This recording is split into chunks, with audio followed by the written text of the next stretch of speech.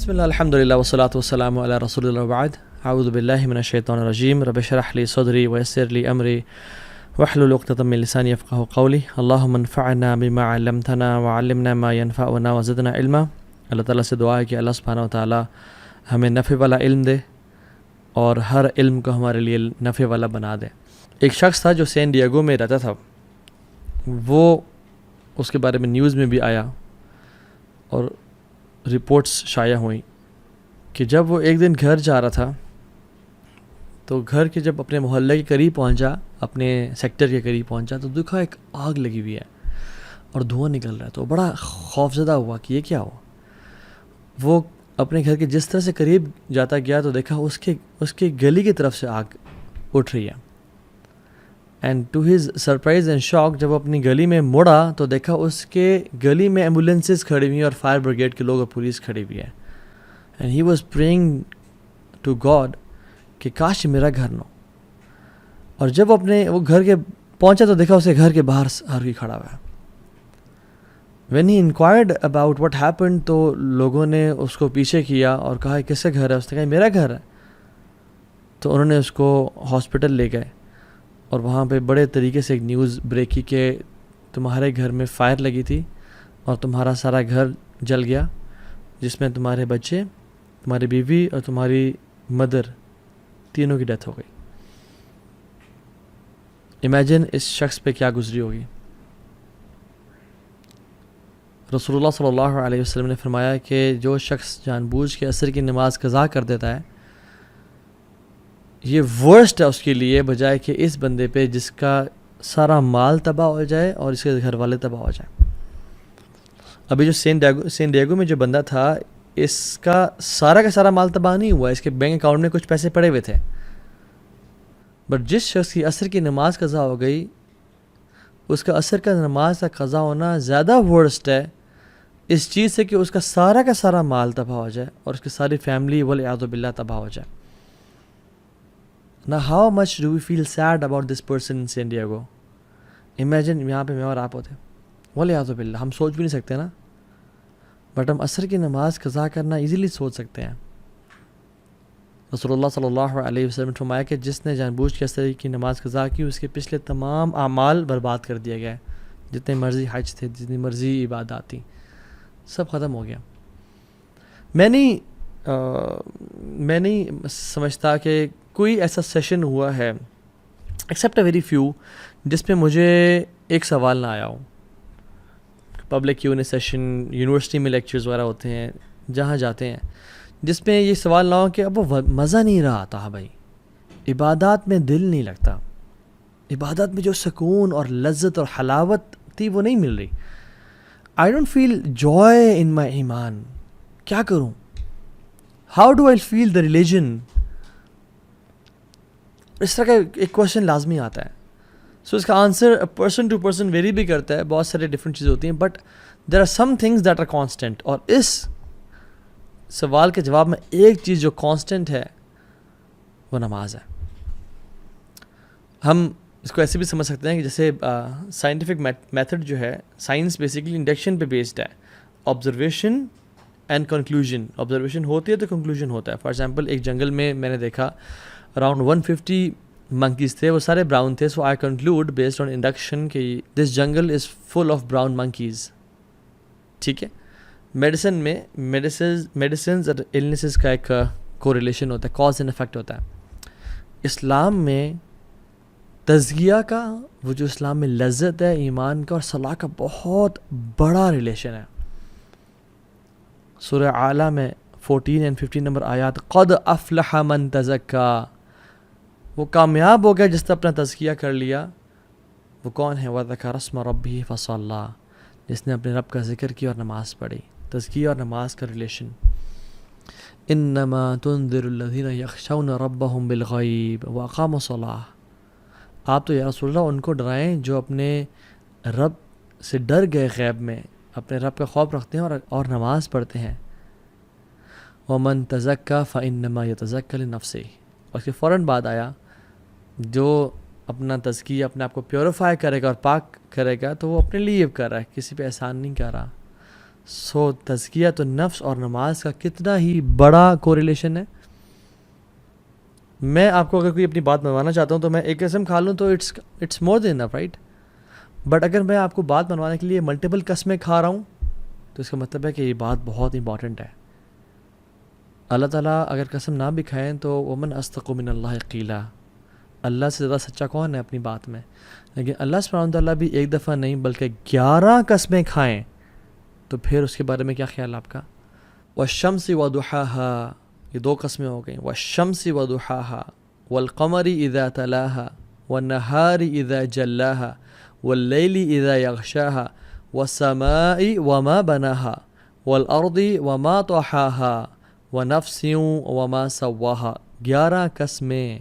ونفس وما سواها. اللہ رب العالمین کھا رہے ہیں. کیوں؟ اس کا قسم کا جواب کیا ہے کہ میں کہوں اللہ کی قسم میں یہ بات سچ کرتا ہوں، اللہ کی قسم میں یہ بات سچ کرتا ہوں. اب آگے کیا ہے، بات کیا ہے؟ جواب القسم ہے قد افلح من زکاها وقد خاب من دساها. کامیاب ہو گیا وہ انسان جس نے اپنا تزکیہ کر لیا، اپنے آپ کو پیوریفائی کر لیا. وقد خاب من دساها، اور برباد ہو گیا وہ انسان جس نے اپنے آپ کو پیوریفائی نہ کیا، جو گناہوں میں پڑ گیا. نماز is one of the main causes of purification. رسول اللہ صلی اللہ علیہ وسلم فرماتے ہیں تحترقون فاذا صلیتم الفجر غسلتها. تم جلتے ہو اور پھر تم جلتے ہو، یعنی گناہ تمہیں جلا رہے ہیں، اور تم فجر کی نماز پڑھتے ہو، تم پاک اور صاف ہو جاتے ہو، تمہیں دھو دیتا ہے وہ. جیسے ایک آگ جس انسان پہ لگی ہو نا، اس پہ فوراً سے پانی ڈال دیں، یا وہ امیجن کسی پول میں جمپ کر لے، ٹھنڈا ہو جاتا ہے نا فوراً سے.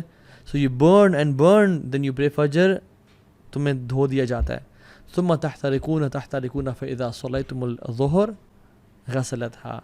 پھر تم جلتے ہو اور گناہوں سے جلتے ہو، آنکھوں کا زنا کر لیا، کانوں سے غیبت سن لی، زبان سے گالیاں دے دیں، بوائے فرینڈ سے بات کر لی، گرل فرینڈ سے بات، گناہ کرتے رہتے ہو، لیکن پھر ظہر پڑھتے ہو، پھر تمہیں دھو دیا جاتا ہے. ثم تحترقون فاذا صلیتم العصر غسلتها. پھر عصر پڑھتے ہو، پھر تمہیں دھو دیا جاتا ہے. ثم تحترقون تو پھر تم جلتے ہو اور جلتے ہو، پھر تم مغرب پڑھتے ہو، تمہیں دھو دیا جاتا ہے. اور پھر تم جلتے ہو گناہوں کی وجہ سے، اور پھر تم عشاء کی نماز پڑھتے ہو، تمہیں دھو دیا جاتا ہے. ثم تنامون فلا یکتب علیکم حتی تستیقظوا. پھر تم عشاء کی نماز پڑھ کے سوتے ہو، اور تم اس حالت میں سوتے ہو کہ تمہارے اوپر کوئی گناہ نہیں ہوتا حتیٰ کہ جب تم اٹھتے نہیں ہو. اللہ اکبر. نماز، اگر آپ چاہتے ہیں کہ آپ کی زندگی کے تمام میٹرز ڈیلے ہو جائیں، نماز کو ڈیلے کرنا شروع کر دیں. آج کے بعد آپ کی دعاؤں میں آپ ڈیلے چاہتے ہیں، نماز ڈیلے کرنا شروع کر دیں. آپ کی شادی میں ڈیلے چاہتے ہیں، in finding the right spouse for yourself, نماز میں ڈیلے کر لیں. If you want money to be delayed, job چاہتے ہیں کہ 1 سال تک نہیں ملی، اب باقی سالوں میں نہ ملے، ڈیلے یور صلاح. ہیلتھ ٹھیک نہیں ہو رہی، صحت نہیں مل رہی، ڈیلے یور صلاح. If you want health to be delayed, then delay your salah. If you want financial security to be delayed, delay your salah. اور اگر آپ چاہتے ہیں کہ زندگی میں جلدی آنا شروع ہو جائیں چیزیں، تو never ever miss your salah and delay your salah.